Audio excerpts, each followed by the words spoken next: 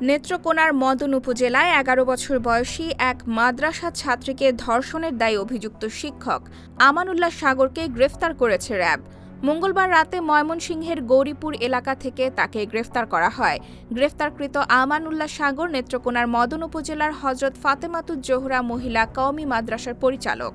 মামলা সূত্রে জানা যায়, গত ২৩ এপ্রিল ভুক্তভোগী শিশুর মা মদন থানায় নারী ও শিশু নির্যাতন দমন আইনে আমানুল্লাহ সাগর ও তার ভাইকে আসামি করে মামলা দায়ের করেন।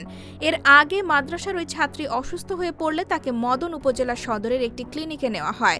সেখানে প্রয়োজনীয় পরীক্ষা নিরীক্ষা শেষে চিকিৎসকরা জানান শিশুটি ৬ মাসের অন্তঃসত্ত্বা। মদন থানার ওসি মোহাম্মদ তরিকুল ইসলাম বলেন, বুধবার দুপুরে ময়মনসিংহের সংবাদ সম্মেলনের মাধ্যমে গ্রেফতার আসামিকে নেত্রকোনা জেলা পুলিশের কাছে হস্তান্তর করা হবে।